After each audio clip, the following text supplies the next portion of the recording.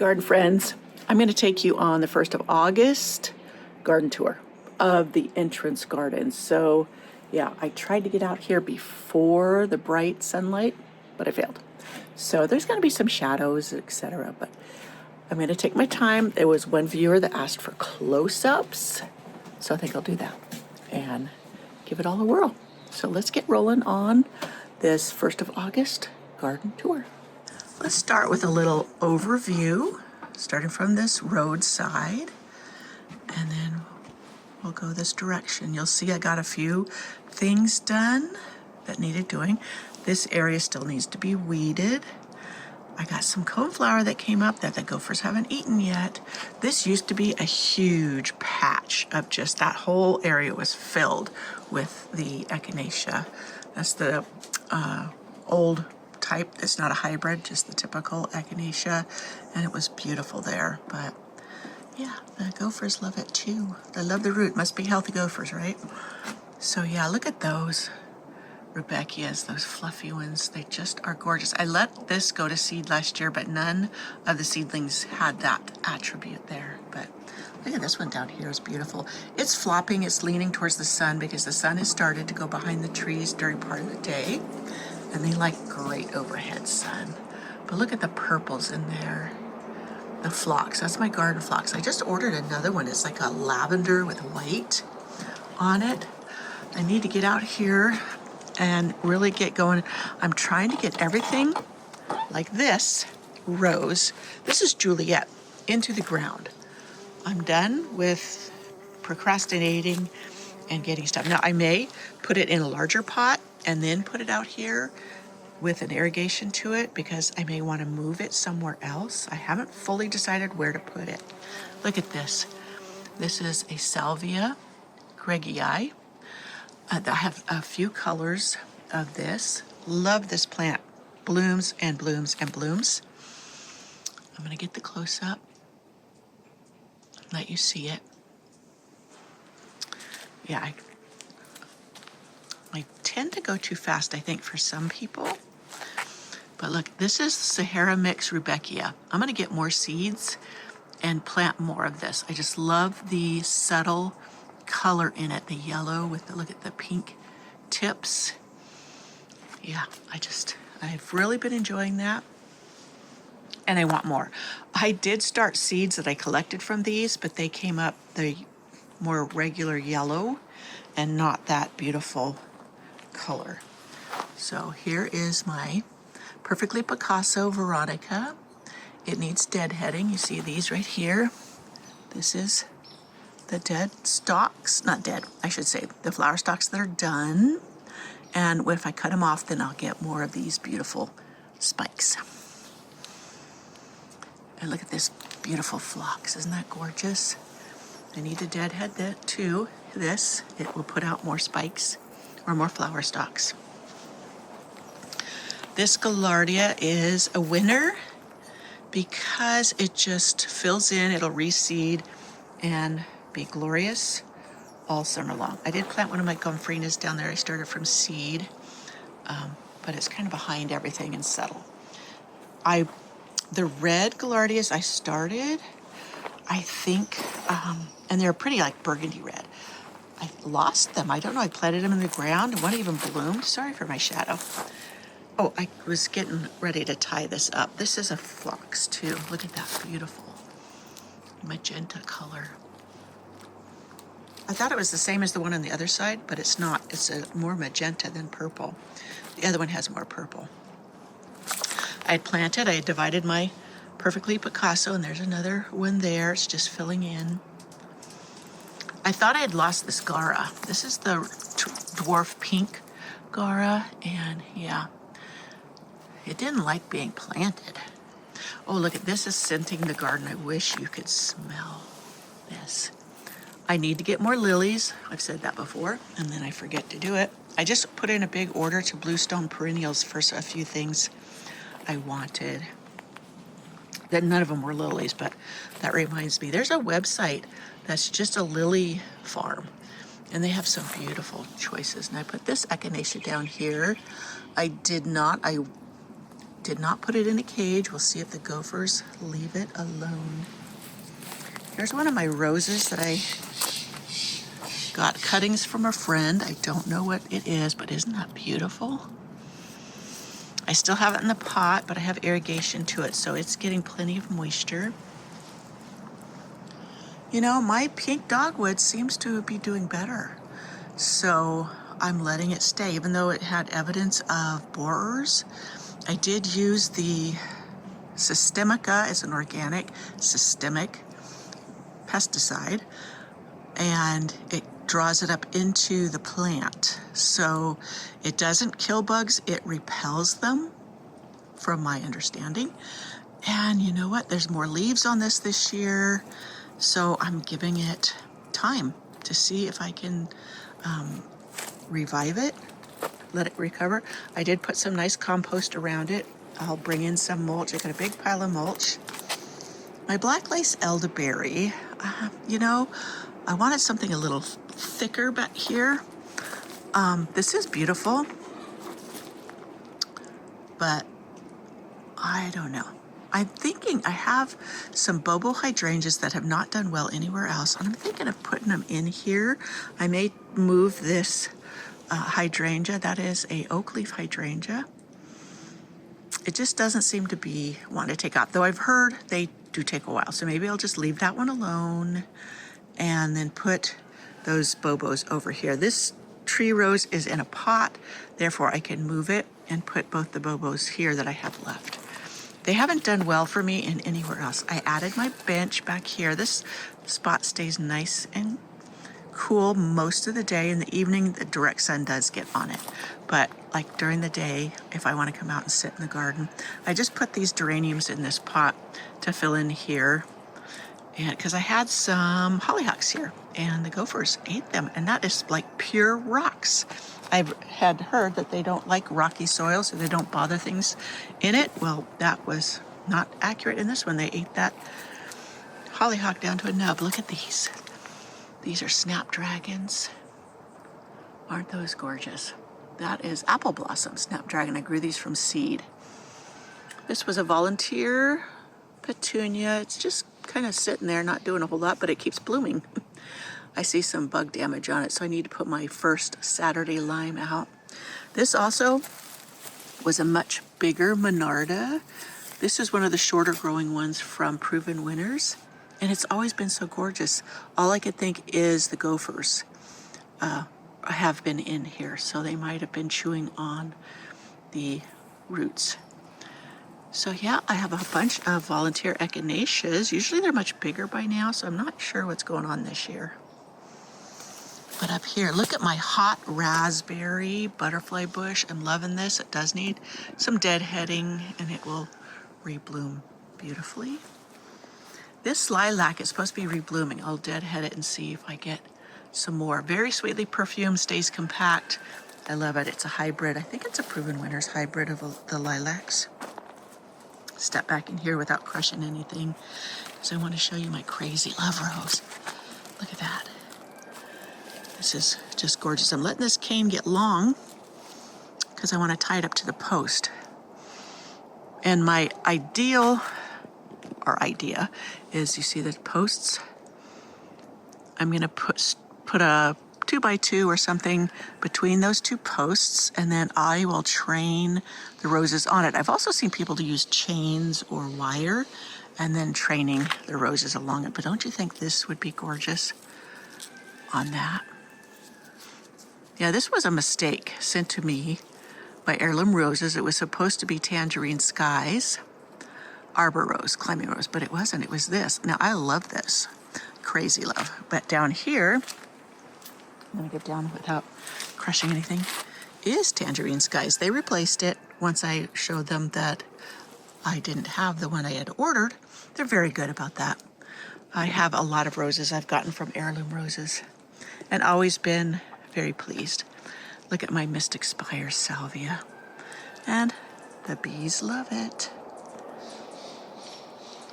Yeah, that's a spring blooming, early spring blooming clematis that I have trained there. It's a pretty white Montana something. Anyways, let me get out I get a little jiggly, forgive me. Okay. Yeah, I just planted some dahlias in there. Those are the ones I took cuttings this winter of my larger ones, and they've been sitting in pots, and they should have had them out sooner, or they would be much bigger. So here's another one of those Salvia graecii. This is a real pretty violet purple. I have a deeper purple one somewhere, if it made it. More Veronicas. I do love Veronicas, but they all do need some deadheading now. See, that one's a deep purple, and this one's more of a magenta purple or violet. And this is the same Anarda as that one over there, but this one bloomed. Oh yeah, you can see the fading flowers. Let's see if I get a rebloom on it. I love this threadleaf coreopsis. I think this one's moonbeam. It's very delicate. It's not too bright of a garish yellow, and it's just doing beautifully here. Volunteer Rudbeckia. That's a catmint. I think that's Cat's Meow or Junior Walker. I can't remember which one I put in here. Now this is very clay-ish soil, so I have noticed that the Nepeta in here doesn't thrive like it does in my sandier soil. So I am working on this soil. Every plant that I know of or perennial prefer well-draining soil. So yeah, this is going to get worked on. Also, you see here's another Mystic Spire Salvia, and you see how much smaller it is. And yeah, so obviously Sahara Mix doesn't mind it. Look at this really fluffy double one. Isn't that beautiful? This is Millennium Allium. It's in a pot so the gophers don't eat it because they love alliums. But I need to divide it. So I'm gonna dig it out of the pot this fall, divide it, and then space out more. I've let the creeping Jenny go here and just do its thing. But in some areas where the sun's gotten really hot, it is scorching. And so it looks kind of ragged. Here in the pathway, this is Silver Queen Thyme. I love that. It's leaning over to a path. See how wide this path is? I want to plant more things closer in and make it a little bit narrower, or have some things flopping into it, just so I can have more flowers in abundance. And yeah. So I was just letting the creeping Jenny do its thing, because here is so dry and arid that it doesn't get out of hand for me. Over here is where it was looking a little scorched and raggedy, so I've been pulling it up. I did put some petunias in here that were struggling because I left them too long in their little 6-pack container. And this is Pink Chintz Thyme, so it's just getting going. I want it to fill in like this one. This one's Creeping Thyme. See how beautiful that's doing? And there's a little piece right there. I don't know, that one's looking more like lime thyme to me than this one. I'm gonna dig up, I haven't been able to find more of this. So I'm gonna dig up some clumps out of here. It'll fill back in, and then plant it around, maybe along the edge of this path, so we can creep over the edges and soften it. Look at this, is Apache Sunset Agastache, or Agastache as some people pronounce it. Isn't that beautiful? That beautiful color. I think there's a second one in there. I didn't want it here. I was going to dig it up and put it in the artist garden, but I didn't get to it in time. So I'm going to let it bloom, and then this fall, hopefully I will get to that. And there's another Perfectly Picasso getting buried underneath all the plants.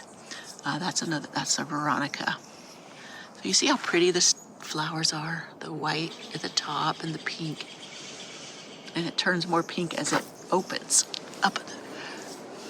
So here, this phlox. This is underneath the wall. I was trying to dig it up last fall underneath there, but you see that block wall? When my husband built that wall, nothing was in bloom. Everything was dormant. So the wall is right on top of this phlox, and it came out from under it. So digging up to divide it is nearly impossible. So I tried to take cuttings of it this spring, and they failed. So I'll try again. Let's see back here. My crazy daisies are about done. I've been cutting them off. Hopefully we'll get a rebloom. But yeah, there's a white swan echinacea. I see an earwig in it, the little rascal. I need to set up my traps. My slug traps also catch earwigs. Look at this. This phlox is a division from the next one we'll look at, but look at my Eden rose trained along the fence. I just enjoy that so much. And this red rose, I think this is Darcy Bussell, and this one also is Aldi Braithwaite. This one is starting to fail. I've read that grafted roses, they will tend to start to fail after so many years. And this one, these are before I went to own root roses for the most part. And so I need to start taking cuttings of it and get some started because I just love the deep red. This whole bed was red roses. And after, well, they have started failing because I could only assume grafted because all my others are doing great. I don't know, maybe there's gophers in there. That could be too. They'll eat the rose roots and kill them. So here is my wave petunias. This is the purple wave, the original wave petunias. They always do really, really well for me. They can take the cold and yeah, do great. This one, and the alyssum is volunteer from last year. I have that one in that container, and then this one in this container. Oh, look, there's my, what is this one called? Denim and lace. Perovskia, Russian sage. Isn't that pretty? I love that color. I have another one in a container I need to get in the ground, so I thought I had one on each side. Do I have one? Oh yeah, I do have one right here. Right there. So I'll make sure I trim back the petunia so it doesn't shade it too much. They do like full sun. Now I'm going to take you up to the sky because I'm always telling you about the trees blocking the sun. You see we're surrounded by tall evergreens. And as fall comes, the sun goes this direction. It starts going behind these tall, tall trees. And so the plants in my garden start to reach for the sun and they'll tend to start flopping. So that's when I say I'm surrounded by evergreens, that is what I mean. And it does block the sun. So they don't get direct sun except for like midsummer.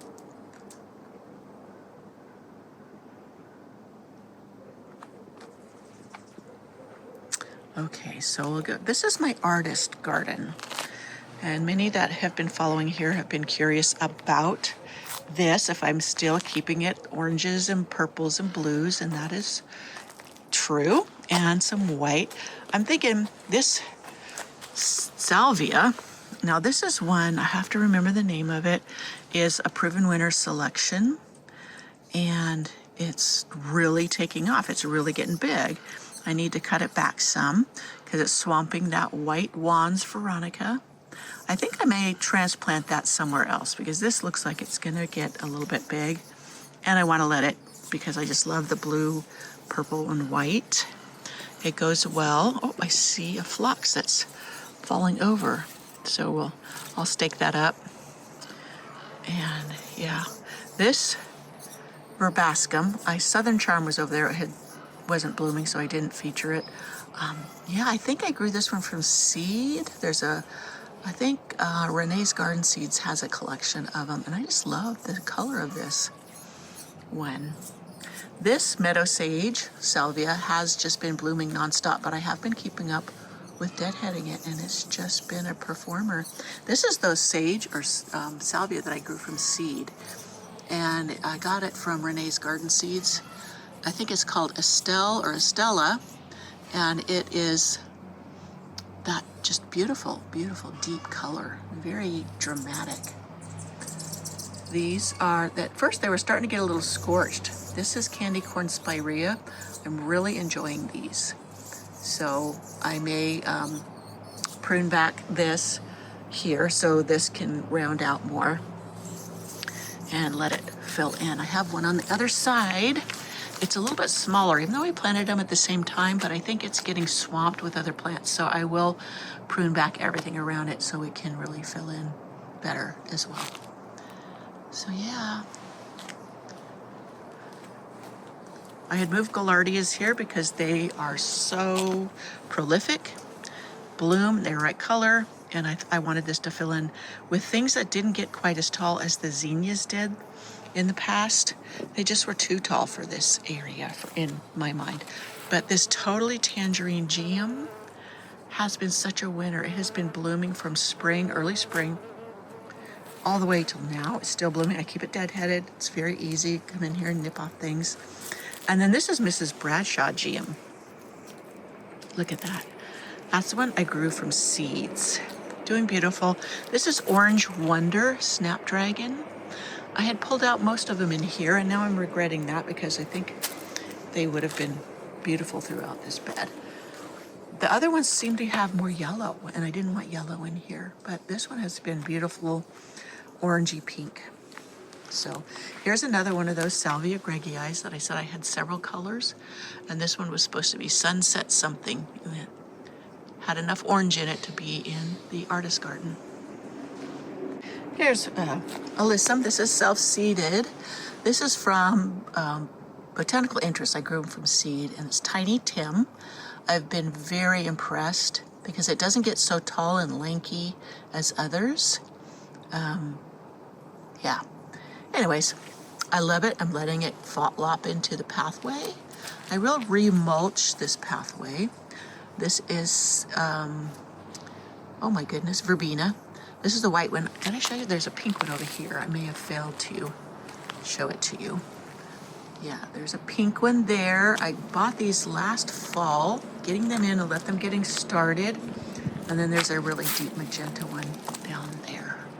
Again, this is very tough clay soil, so I gotta keep amending it to get it to lighten up a little bit. So these, you see how these are all flopped? These crazy daisies? That's because they're reaching for the sun. I just need to move that whole plant. That's just a bad spot for it. So I'm thinking I have a small miniature, a miniature climbing rose that I would like to add to this arbor that would bloom alongside without overtaking the Eden. So I'm thinking that's what I would put in there. So let me go back around without making you ill from moving too fast. I think I'll finish the artist garden going around. And you see how the Mrs. Bradshaw starts out very red, but it turns a beautiful orange, so it fits perfectly. This is my Cat's Meow Nepeta in here, doing beautifully. I probably need to shave it down a little bit. It's reblooming, so I'll give it, see some of them are leaning over, so I'll just prune those back to keep it with its mounded shape. Sometimes I hate to prune if it's got blooms on it, but if it's lying down, you know, it's really not great. This is Wayne Roderick Origeron. This is a California native, usually along the coastline, but here it seems to be doing okay. More Volunteer Alyssum. I need to trim out the leaves of my irises there. A Volunteer Viola. They seem to like to come up in the toughest spots. So, yep, here's some more of the Mystic Spire Salvia. This salvia is just so tough in my garden, and I've placed it all around because it does, and it overwinters for me. So many of the others, they don't. Look at my crocosmias. Yes, I had a whole patch of these, and the gophers ate them. They were over here. Yeah, and years and years they've never eaten them, and this year they decided that's what they wanted to eat. This is, I just got cleaned out. I'm debating on what to put here. And so I was going to put the red Gaillardias, but yeah, I waited too long to get them out. They were weakened by the time I did plant them out, so it was my bad. Getting too busy, stuff going on. So here is one of my cuttings of dahlias, and I just finally got it in the ground. I have it in a pot in the ground to protect it from the gophers. That one didn't make it. So, yeah. I don't think I had the drip on enough. This one has a sprayer, so it got more water. So I don't think it got enough water. Let's get a close-up of my shaggy rudbeckias. Oh, these just so fascinating. I can't remember the original name of, but I grew these from seed to put here. Oh, look at that. Verbena. This is Verbena bonariensis. Absolutely would not be without this in my garden. It does reseed prolifically. It does come back for me every year. I'm a zone 8B. And yeah, but it's the reseeding. Even if it didn't overwinter for you, it would reseed very readily. So my penstemon, this one's just about finished blooming. I can't remember if this is one I grew from seed or not. So it's putting on new growth. We'll see if it blooms some more. But I'm thinking like this one right here, instead of cutting it off and deadheading, I think I'll let it go to seed and see if it will reseed. So this is, if you just saw my Nepeta post or video, this is a cousin. This is Calamintha, and this I grew from seed. And it's a little more delicate in blooming. You get these purple flowers, but they're very faint, but the bees love them, as you can see. And it just fills in nice. And then I have a white one too. I'll show that when I do the rose cottage garden, the rose alley. But look, here's my rose in the container. I just added these petunias I had grown from seed. Those are the silver wave petunias, tidal wave silver. Usually these are massive. I had them in the pots too long. Just now got them into other things, the bigger pots, so it'll take it a while to take off, but hopefully they will. This is my, let me see, lemon cream. Okay, I know the name of it. Daisy. It's escaping me right now. I keep getting notifications of messages popping up and it's distracting me. Anyways, I just love this daisy. It is very long blooming. It is a proven winner's, banana cream. I'm sorry, banana cream. It's the original one. There's a number 2 banana cream that is supposed to do even better. I haven't seen them anywhere yet, but if I find one, I will pick it up. Oh, look at that. That spider has caught that bumblebee. This is my bushy boy, Veronica. Yeah, that one is a stellar performer as well. So my bee balm, Monarda, I have a video coming up on bee balm that I think you'll really enjoy. I have 3 or 4 different colors in my garden, and they all are just super performing here in summer. That is a native phlox. It gets very, very tall, but it is gorgeous. And my butterfly bush. I had 2 butterflies flitting around this week in monarchs in my garden, and they were landing on my milkweed. Look at that color. That one is a division of that one, as well as that is a division of that one. So I'm starting to place it around the garden. As I divide them, I'm going to continue to put them around the garden, more of them, because they are just so bright, sweet smelling, and just a punch of color this time of year in the garden, when many of the other earlier blooming things are beginning to fade. Here is my white candles, or wedding candles, verbascum. This is a pollinator magnet. It does reseed readily. You'll find it coming up all over the place. This one's about done. Yeah, I've already deadheaded it once, and looks like it's putting up more stuff there. I have one, oh yeah, see up there? It reseeded itself up there. I didn't plant those, but they were beautiful, and the bees are still all over them, even though they do need a good deadheading. So, yeah, this area is one area that I need to work on. The gophers were heavy in here, and I'm putting my spray out. Hopefully it will work to deter them. This is my Olivia Rose, Austin Rose. I do have it in a container, so the gophers can't eat it. I put one of my Mrs. Bradshaws over here, too. So my European rose has been doing beautiful, so the gophers haven't eaten it to a nub, so it's doing fine. Petal pushers, I need to put these are miniature or ground cover roses. I need to deadhead them, they'll keep blooming.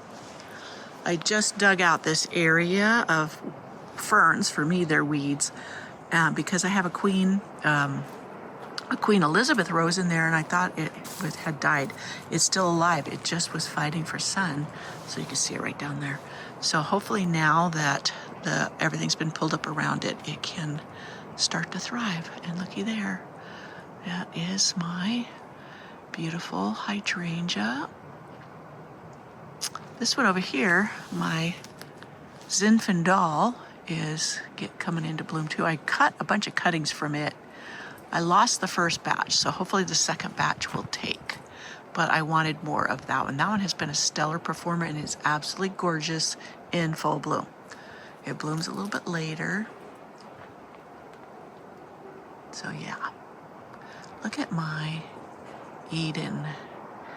And that Étoile de Violet, I think that's what it's called. Clematis. See, look, that was turned brown up there. I found a stem that must have a fungal problem because, yeah, it was dying from the ground up. In fact, here is this one. See how it's got these brown leaves? Is that the one? No, that's not the one. Well, it does have some. But anyways, I gave it a good organic liquid feed in hoping to give it strength to fight off whatever is attacking it. And I made sure to clean out around the bottom to make sure it had good airflow. So if it was the wilt, which can happen with clematis, then it has a better chance to fight it with the airflow. So I love having this along the fence. You see how the roses are looking for the sun. So they are leaning that direction.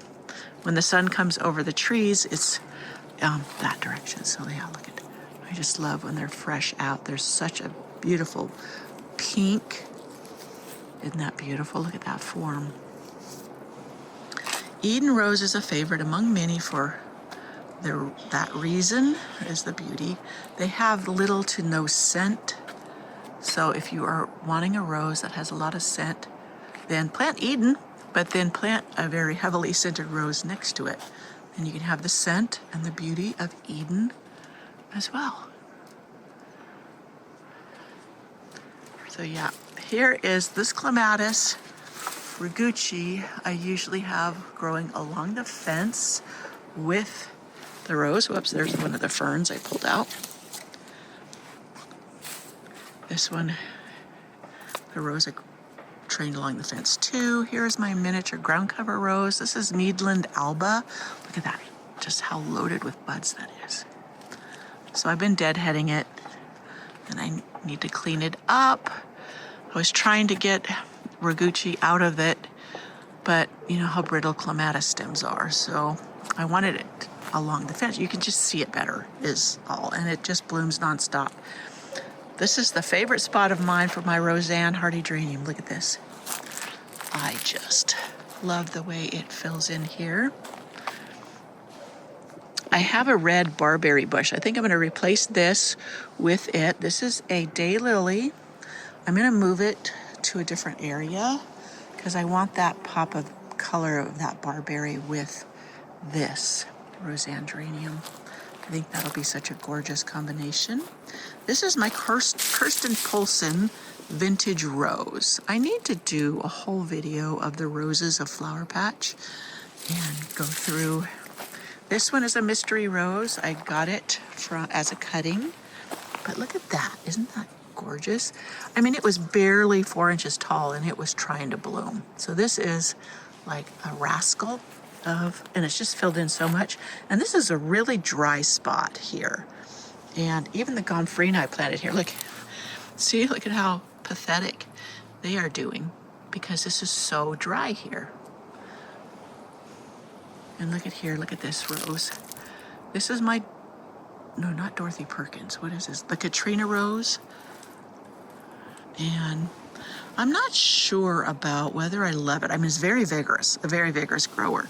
Right now I see some powdery mildew. I need to get my milk or buttermilk spray out and spray it. Yeah. Anyways, it does have a real big bloom in the spring, but it wasn't very pretty of a bloom because we had such a weird spring. The leaves were all really ratty, so it really detracted from it. See, look at the leaves. I've been trying to pull those off, the disease leaf. But see, it does have a delightful little blooms when they are, you know, in bloom. It has continued to put on a few sporadic blooms, so that's not bad. But look at these canes are going crazy. So I do have another fence piece to add to this to come down, and I'll continue to train it on that. Also, if we put up another post like this over here, I could train it up higher. So it's not just along the fence here, it'll be trained higher. You can still see through and see the other plants. That's an idea. Anyways, another Mystic Spires. Oh, over here, this is my pineapple sage. This will put on some beautiful red flowers. And if you could smell this, it smells like pineapple. It is just so gorgeous. Tough plant. And yeah, it'll make a nice shrub. So look at a rose hidden in here. When we do put up this extra fence, I'm gonna have to move that. It stays too small to be visible. And yeah, so just to give it a chance to shine through. This is another grandmother's hat rose. I had the grandmother's hat here, dug it up, put it over at the corner of the house, and that one came up from the root. That's the beauty of own root roses. So here's my not ballerina. This is Elkie hardy geranium. Now this is the one I showed you when I trimmed it back, and look at all the fresh new leaves. It still has some blooms. And this area right here will be full of blooms really soon. They make a great understory for roses. Hardy geraniums do. And you could prune them back to keep them in check. Like my Roseanne up there, I just let go. But others, I prune back. Like here's another one. This one is Patricia. And I keep it pruned tighter. It should rebloom soon. This is one sedum that I absolutely love. This deep, dramatic color is such a beautiful contrast with the coreopsis.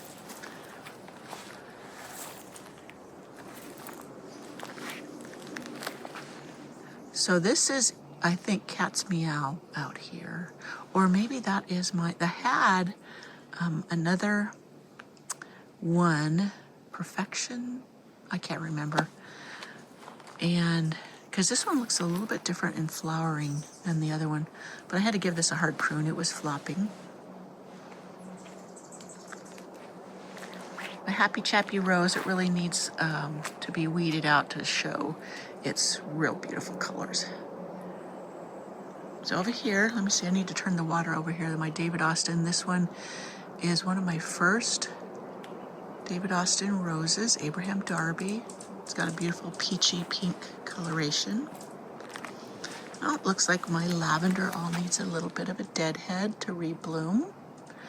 Look at the yarrow, I kept cutting it back with the weed eater because I didn't want the yarrow here, and look, it bloomed shorter. So there's a trick for you. Okay, here's some more of my Elkie hardy geranium. Now this is a catmint. You want to see how big this is? This thing can get 6 feet tall. I'm not sure what the variety is. It was given to me, but it becomes massive.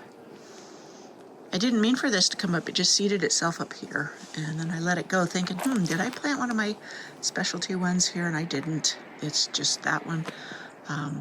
Yeah.